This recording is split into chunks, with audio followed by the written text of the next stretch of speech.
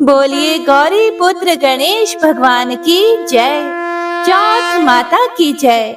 आप सभी भक्तों को संकष्टी चतुर्थी व्रत की हार्दिक शुभकामनाएं। भगवान श्री गणेश और चौथ माता का आशीर्वाद आप सभी भक्तों पर सदा सर्वदा बना रहे। तो आइए हाथ में फूल धूप लेकर सुनते हैं द्विज प्रिय चतुर्थी अर्थात संकष्टी चतुर्थी की संपूर्ण व्रत कथा। जय श्री गणेश। एक बार पार्वती जी ने पूछा कि हे गजानन, फाल्गुन मास के कृष्ण पक्ष की संकष्टी का क्या नाम है और गणेश के किस रूप की पूजा की जाती है और किस विधि से पूजा करनी चाहिए और कौन सी कथा सुनी जाती है। तब भगवान श्री गणेश माता पार्वती से बोले, हे माता, फाल्गुन महीने के कृष्ण पक्ष की संकष्टी चतुर्थी को द्विज प्रिय संकष्टी चतुर्थी कहा जाता है। इस दिन भगवान गणेश के द्विज प्रिय स्वरूप की पूजा की जाती है।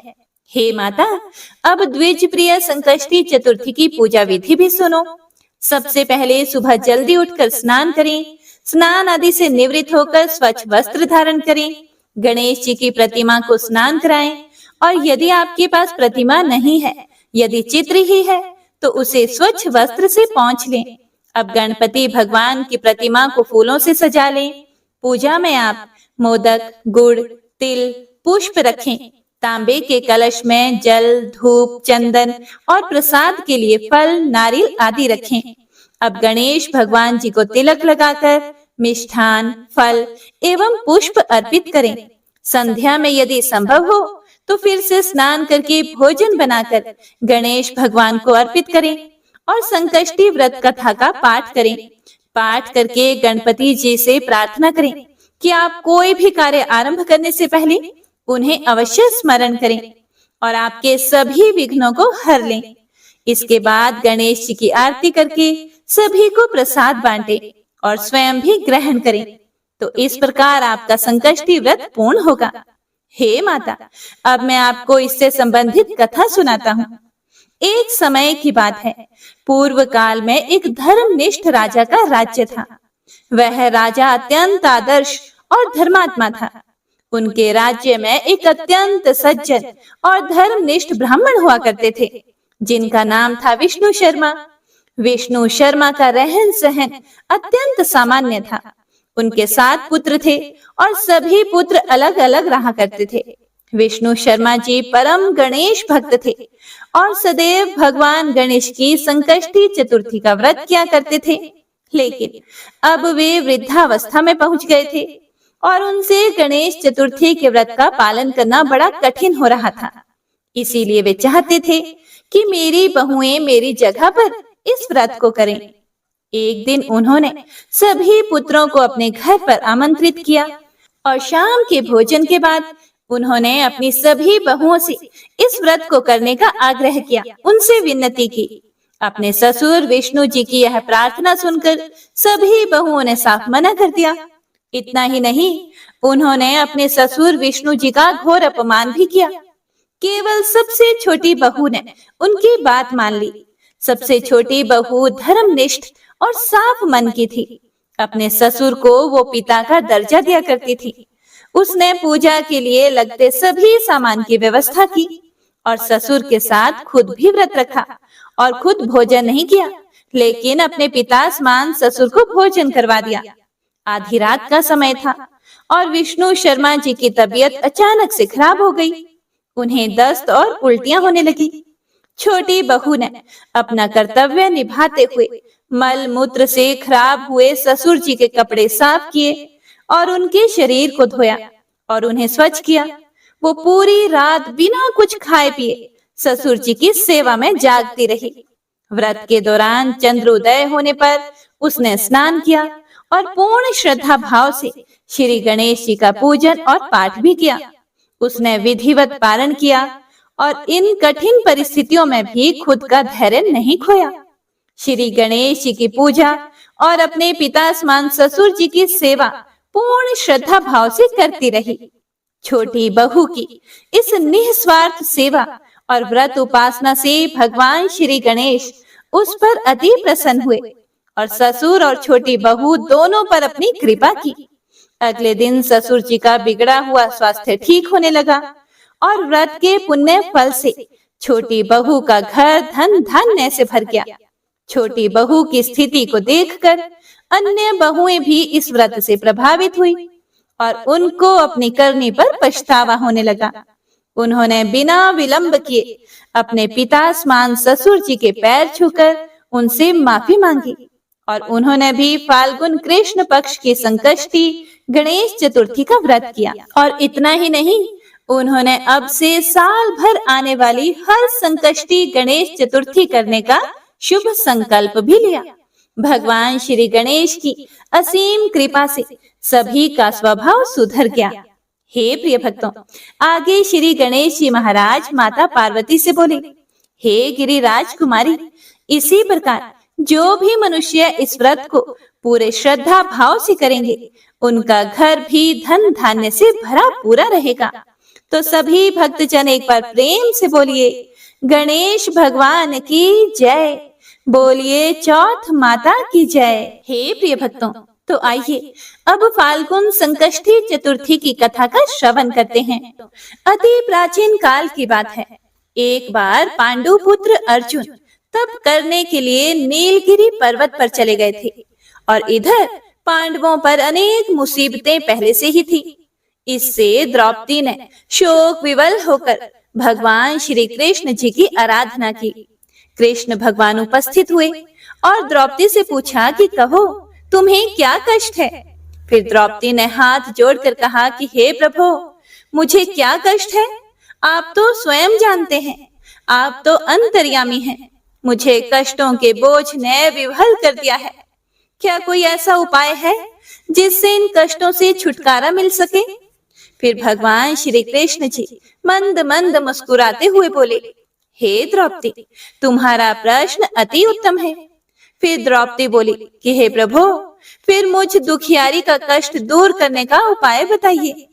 हे प्रिय भक्तों, द्रौपदी ने यह प्रश्न भगवान श्री कृष्ण जी से पूछा और यही प्रश्न एक बार देवी पार्वती जी ने भगवान शिव से किया था। तब भगवान शिव ने चौथ के व्रत का विधान बताया था। द्रौपदी कहती है, हे श्री कृष्ण, फिर मुझे भी चौथ की जानकारी दीजिए, उसकी क्या कथा है? तब भगवान श्री कृष्ण जी ने कुछ पल सोचने के बाद कहा, दुख सुख जो सांसारिक माना जाता है, प्राणी उसमें सदा ही लिप्त रहता है। मैं तुम्हें अति उत्तम चौथ व्रत की कथा सुनाता हूँ, इसे एकाग्रचित मन से सुनो। प्राचीन काल में गुणी विद्वान धर्मपरायण एक ब्राह्मण रहता था। उसके 4 पुत्र तथा एक गुणवती सुशील पुत्री थी। पुत्री ने शादी के बाद चतुर्थी का व्रत किया, लेकिन चंद्रमा के उदय होने से पहले ही उसे भूख ने पीड़ित कर दिया। इससे उसके स्नेही दयालु भाइयों ने छल से पीपल की आड़ में कृत्रिम चंद्रमा बनाकर उसे दिखा दिया। लड़की ने अर्घ देकर भोजन कर लिया और भोजन करते ही उसके पति की हृदय गति बंद हो गई। इससे दुखी होकर उसने अन्न जल त्याग दिया और उसी रात को इंद्राणी भू विचरण करने आई। ब्राह्मण पुत्री ने इंद्राणी से अपने दुख का कारण पूछा। फिर इंद्राणी ने बताया कि तुमने चौथ व्रत में चौथ दर्शन से पहले ही भोजन कर लिया था, जिसके कारण तुम्हें यह कष्ट मिला है। तब उस लड़की ने अंजलि बांधकर विनय की कि इससे मुक्त होने का कोई उपाय बताइए। इस पर इंद्राणी ने कहा कि यदि तुम विधि पूर्वक अगली चौथ का व्रत करो तो तुम्हारे पति पुनर्जीवित हो जाएंगे। कन्या ने ऐसा ही करने का वचन दिया तो उसका पति स्वस्थ हो गया। इस पर उस कन्या ने वर्ष भर प्रत्येक चतुर्थी का व्रत किया और अनंत अखंड सुहाग प्राप्त किया। हे प्रिय भक्तों, आगे भगवान श्री कृष्ण जी ने कहा, हे द्रौपदी, यदि तुम इस व्रत को करोगी तो तुम्हारे सभी संकट कट जाएंगे। इस प्रकार द्रौपदी ने यह व्रत किया और पांडव सभी क्षेत्र में विजय हुए। इस प्रकार सौभाग्य, पुत्र, पौत्र आदि और धन धान्य की इच्छुक स्त्रियों को यह व्रत विधि पूर्वक करना चाहिए। तो सभी प्रेम से बोलिए, भगवान श्री गणेश और चौथ माता की जय। हे प्रिय भक्तों, तो आइए अब सुनते हैं सकट माता की कथा। एक राजा था, उसके कोई संतान नहीं थी। वह बहुत दुखी रहा करता था। एक दिन राजा अपने घर के दरवाजे पर बैठा हुआ था और उधर से एक भंगिन निकली। तो उसने दूसरी औरत से कहा कि आज तो सुबह सुबह ही निःसंतान राजा का मुंह देख लिया। देखो दिन कैसा बीतता है। राजा ने यह बात सुन ली। वह महल में आकर चुपचाप लेट गया। सभी रानियां आई और राजा से बोली कि राजा उठिए, खाना खा लीजिए। पर राजा नहीं उठा। उसने कहा कि मेरा इतना बड़ा राजकाज होते हुए और इतनी रानियां होते हुए भी मैं निसंतान हूँ। एक भंगिन मुझे बात सुनाकर चली गई। यह सुनकर सभी लोग दुखी हो गए। पर छोटी रानी की दासी बड़ी चालाक थी। उसने छोटी रानी से कहा कि राजा बहुत दुखी हैं। हम जो कुछ करेंगे तुम चुपचाप उसे देखती जाओ, राजा का दुख दूर हो जाएगा। उसने जाकर राजा से कहा कि राजा जी उठिए, भोजन कीजिए, छोटी रानी गर्भवती है।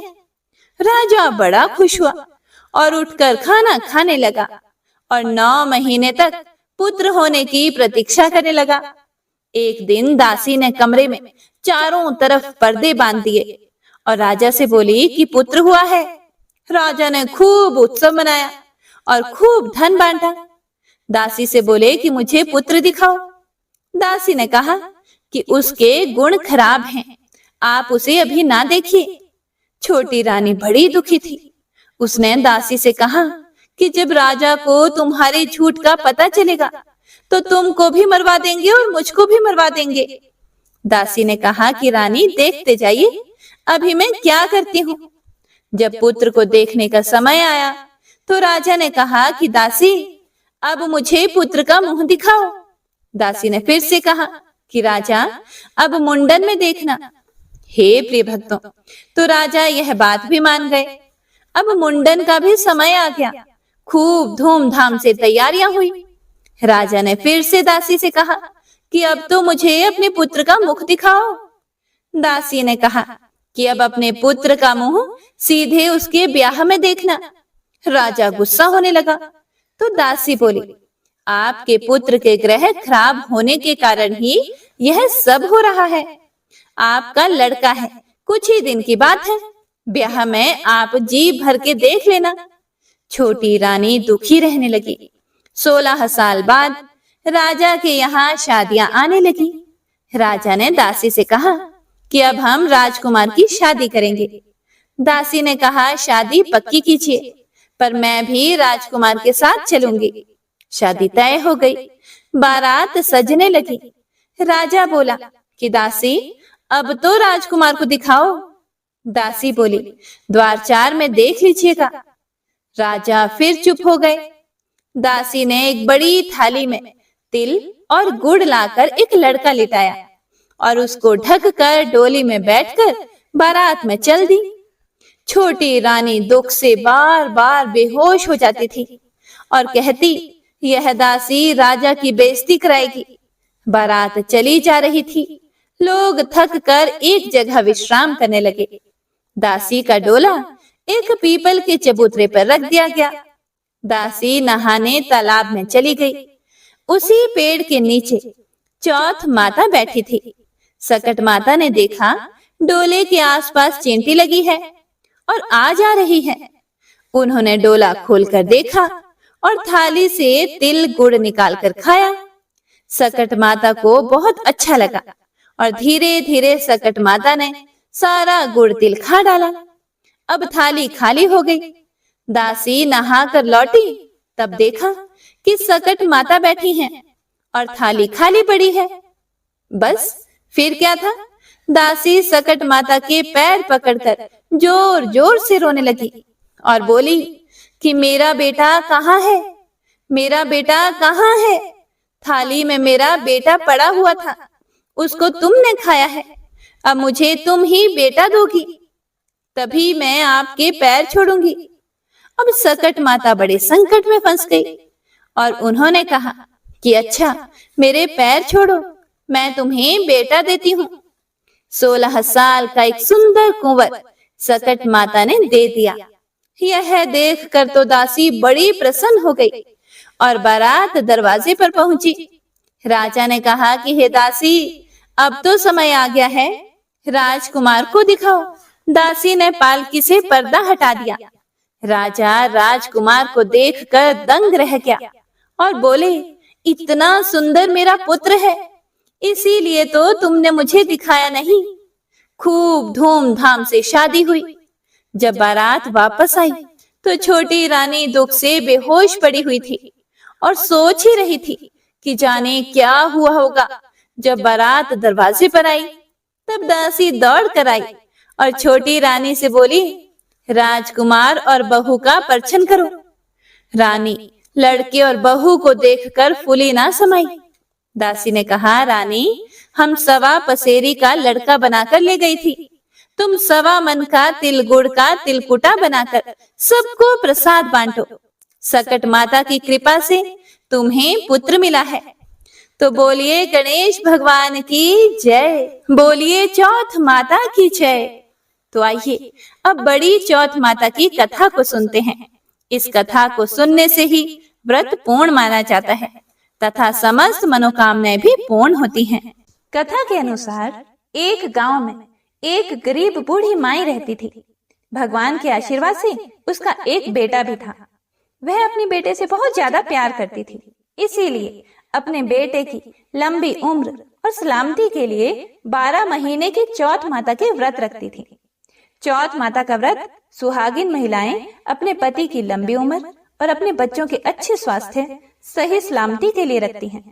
वह बूढ़ी माई हर चौथ के व्रत में शहर जाकर अपनी सामर्थ्य के अनुसार पंसारी की दुकान से थोड़ा सा घी और गुड़ लाती थी और उसके 4 लड्डू बनाती थी।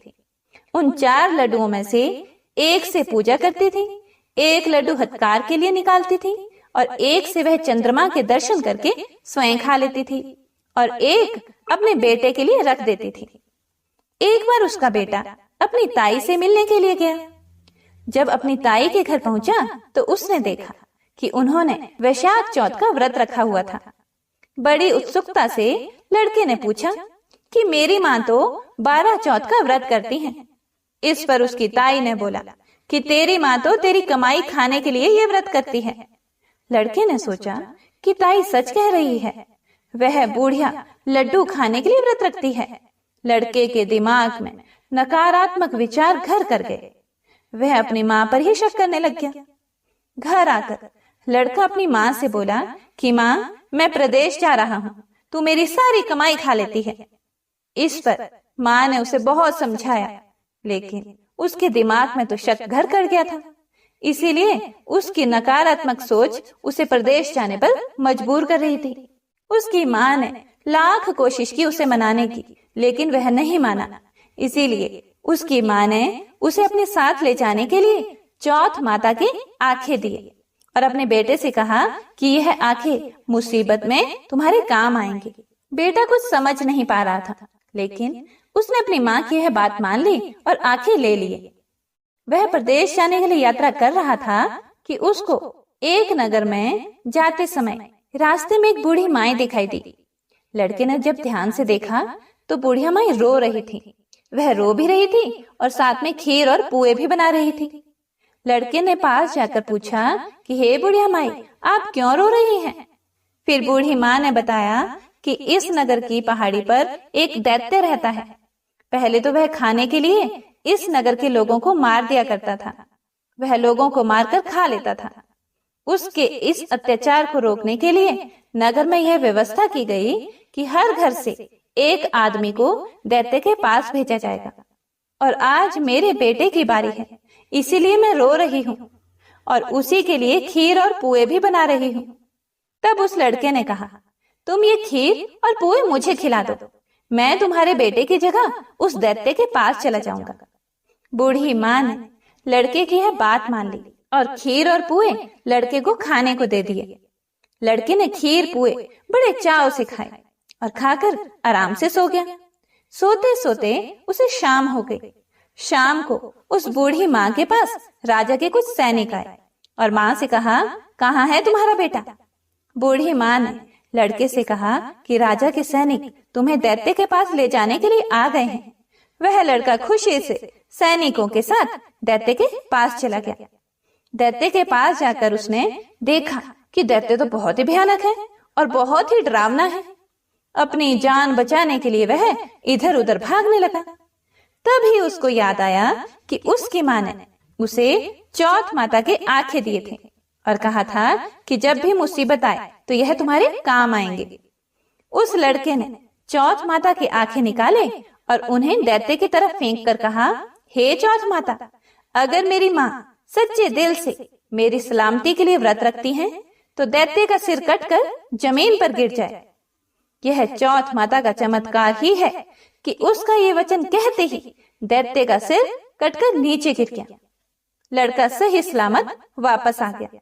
वापस आते देख उसे राजा ने अपने दरबार में बुलाया और बहुत से उपहार देकर उसको रवाना कर दिया। उसके बाद वह लड़का अपने रास्ते पर आगे बढ़ गया। चलते चलते वह दूसरे राज्य में पहुंच गया। उस राज्य में एक प्रथा प्रचलित थी कि बर्तनों के आवे को पकने के लिए एक इंसान की बलि दी जाती थी। आपको बता दें कि आवा उसे कहते हैं जब कच्चे मिट्टी के बर्तनों को पकाने यानी पक्का करने के लिए आग में पकाया जाता है। वह बहुत ही विशाल भट्टा होता है। राज्य से जाते देख सैनिकों ने उसे पकड़ लिया और आवे में चिनवा दिया और आवे को पकाने लगे। लड़के ने फिर से चौथ माता की आंखें निकाले और बोला, हे चौथ माता, अगर मेरी माँ मेरे लिए बिना किसी स्वार्थ के व्रत रखती है तो आवा पकने पर मेरी मृत्यु नहीं होनी चाहिए। लड़के के ये शब्द बोलते ही आवा पकने पर लड़के की मृत्यु नहीं हुई। जब आवे के बर्तन निकालने लगे तो आवे से मिट्टी के बजाय सोने और चांदी के बर्तन निकले और लड़के ने अंदर से कहा, बर्तन आराम से निकालना, कहीं मुझे ना लग जाए। ऐसा सुनकर बर्तन बनाने वाले हैरान हो गए और उसे आवे से निकालकर राजा के दरबार में ले गए। राजा भी बहुत हैरान हुआ। राजा ने लड़के से पूछा, आखिर तुम इस आवे से जिंदा कैसे बचाए? लड़के ने उत्तर दिया कि मेरी माँ मेरे लिए चौथ के 12 महीने व्रत रखती है, इसीलिए चौथ माता की कृपा से मैं इस आवे से सही सलामत वापस निकल आया हूँ। राजा को लड़के की बात पर यकीन नहीं हुआ, इसीलिए राजा अपनी आंखों से चौथ माता का चमत्कार देखना चाहता था। इसीलिए राजा ने चांदी की सुराही मंगवाई और लड़के से कहा कि अगर तुम सच बोल रहे हो तो सुराही की नली से निकल कर दिखाओ। सुराही एक ऐसा बर्तन होता है जो घड़े जैसा होता है। फर्क सिर्फ इतना होता है कि इसका मुंह घड़े के मुकाबले अधिक लंबा और बारीक होता है। उस लड़के ने देखा कि एक भंवरा सुराही के मुंह से बाहर निकल रहा है। लड़के ने चौथ माता का नाम लेकर आंखें निकाले और कहा कि हे चौथ माता, अगर मेरी माँ तुम्हारे 12 महीने के व्रत रखती है तो मैं भंवरा बनकर सुराही के मुंह से बाहर निकल जाऊं। देखते ही देखते राजा की आंखों के सामने वह लड़का भंवरा बन गया और सुराही के मुंह से बाहर निकल आया। राजा ने यह चमत्कार देखा और आश्चर्यचकित हो गया और राजा बहुत खुश हुआ। राजा इतना खुश हुआ कि राजा ने अपनी पुत्री की शादी ही उस लड़के से करवा दी। पूरे नगर में राजा ने प्रचार करवा दिया कि नगर की सारी महिलाएं चौथ माता का व्रत करना शुरू कर दे। लड़के को विदेश में बहुत समय बीत गया था। एक दिन लड़के को अपनी माँ की याद आई कि मेरी माँ तो बिना किसी स्वार्थ के मेरी सही सलामती के लिए व्रत रखती थी, तभी मैं चौथ माता के आशीर्वाद से अभी तक सही सलामत हूँ, जिंदा हूँ। इस कारण लड़के ने राजा से अपने नगर जाने की इच्छा प्रकट की। राजा ने उसकी बात मान ली और बहुत सा धन, दान, दहेज और हाथी घोड़े देकर उसे विदा कर दिया। लड़के की कई दिन की यात्रा के बाद वह अपने घर पहुंचा। जिस दिन वह घर पहुंचा उस दिन चौथ का दिन था। लड़का उसी पंसारी की दुकान में गया जहां उसकी माँ हर चौथ को आती थी। लड़के ने सोचा कि आज माँ इस दुकान से गुड़ और घी लेने जरूर आएगी। जैसा कि लड़के ने सोचा ही था, ठीक वैसा ही हुआ। उसकी माँ बहुत बूढ़ी हो गई थी, इसीलिए हाथ में लाठी लिए हुए आ रही थी। उसको अपनी माँ रास्ते में ही आते दिख गई। उसकी माँ की उम्र बहुत अधिक हो गई थी, जिसकी वजह से उन्हें दिखना भी थोड़ा कम हो गया था। तो लड़के ने उसकी लाठी में पैर मारा और जानबूझकर उसके पुत्र के बारे में अपशब्द कहने लगा। उस बूढ़ी माँ ने कहा, भले ही मुझे गाली दे दो, पर मेरे बेटे को कुछ मत कहना। माँ के यह शब्द सुनकर बेटा उनके पैरों में गिर पड़ा और कहने लगा, मैं तुम्हारा बेटा ही हूँ, मुझे माफ कर दो माँ। माँ ने अपने बेटे को पहचाना और उसे गले लगा लिया, पर उनका बेटा इतनी धन दौलत के साथ वापस आया था, इसीलिए नगरवासियों ने विश्वास ही नहीं किया कि यह उनका ही बेटा है।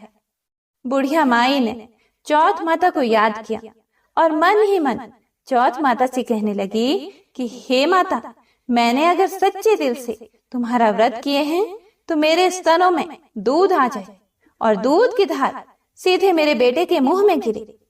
चौथ माता के चमत्कार से बिल्कुल ऐसा ही हुआ। दूध की धार उनके बेटे के मुंह में गिरने लगी। सभी लोग यह देखकर हक्के बक्के हो गए।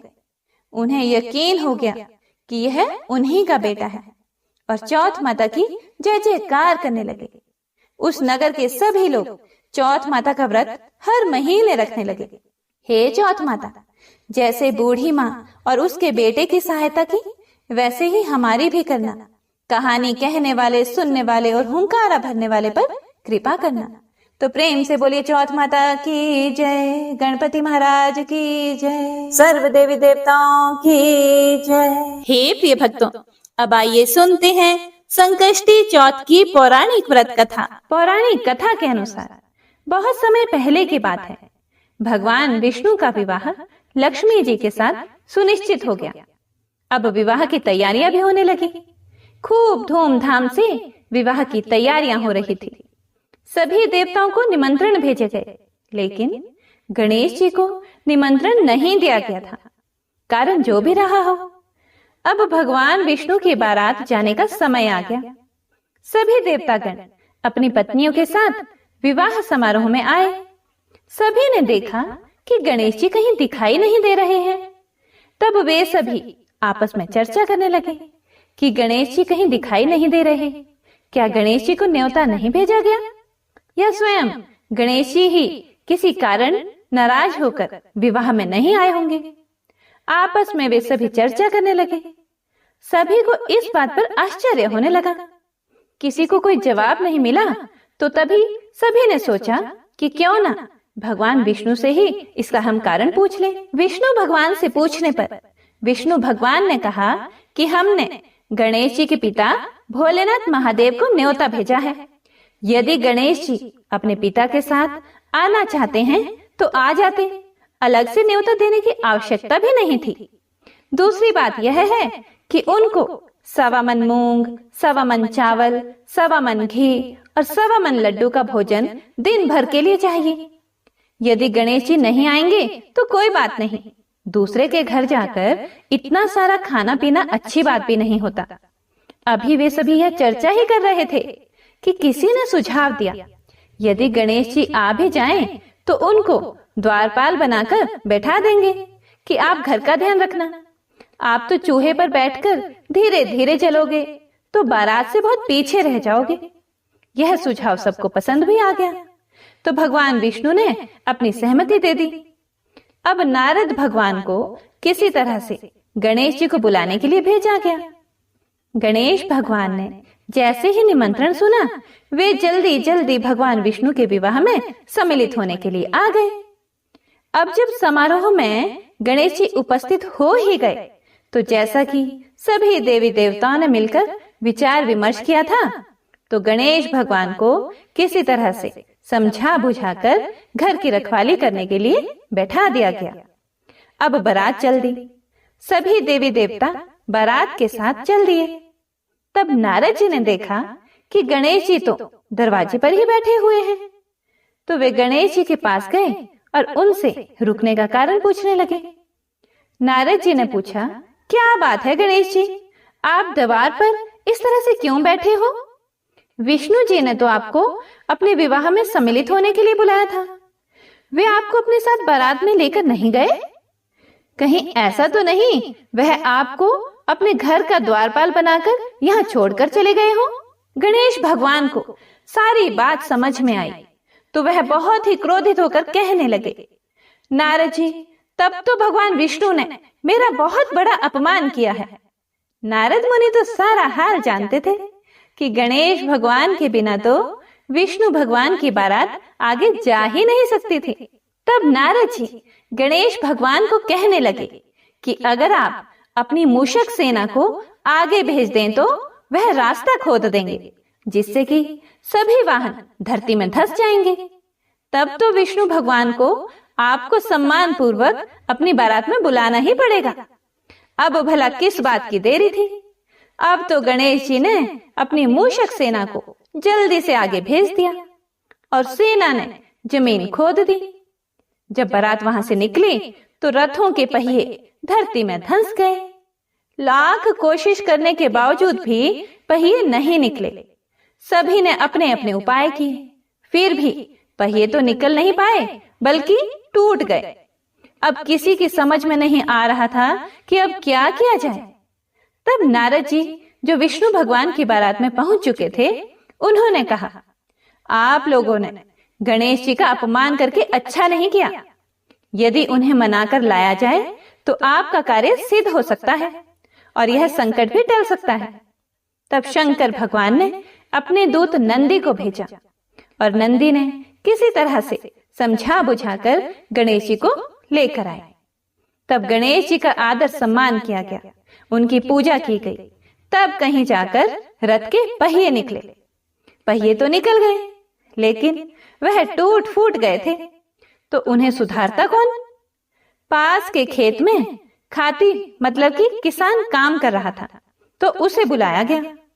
खाती अपना कोई भी कार्य प्रारंभ करने से पहले ओम श्री गणेशाय नमः कहता था, गणेश जी की वंदना करता था।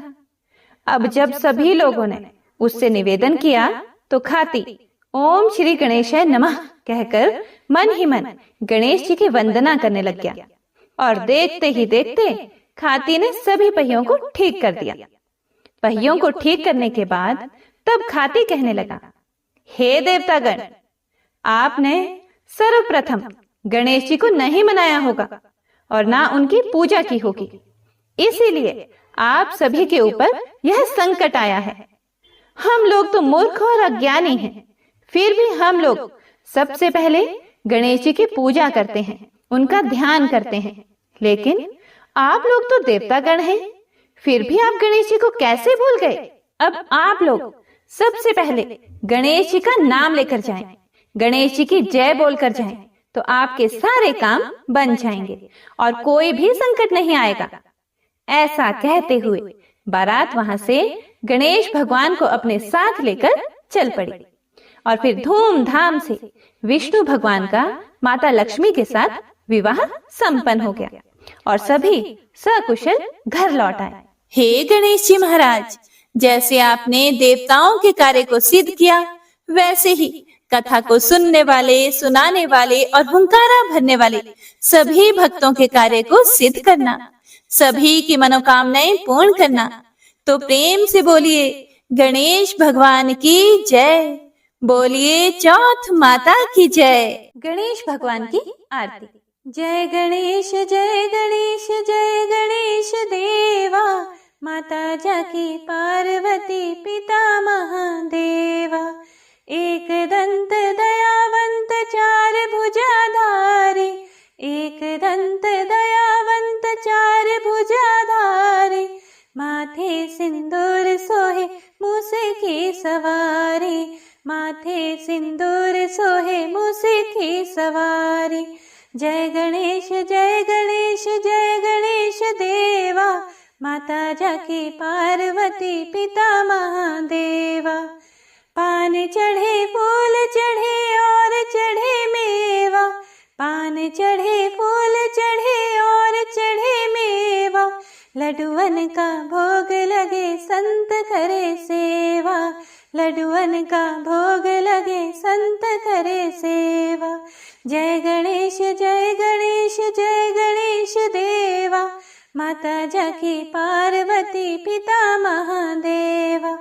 अंधन को आँख देत कोढ़िन को काया, अंधन को आँख देत कोढ़िन को काया, बांझन को पुत्र देत निर्धन को माया, बांझन को पुत्र देत निर्धन को माया। जय गणेश जय गणेश जय गणेश देवा, माता जाकी पार्वती पिता महादेवा। सूर्य श्याम शरण आए सफल कीजे सेवा, सूर्य श्याम शरण आए सफल कीजे सेवा, माता जाकी पार्वती पिता महादेवा, माता जाकी पार्वती पिता महादेवा।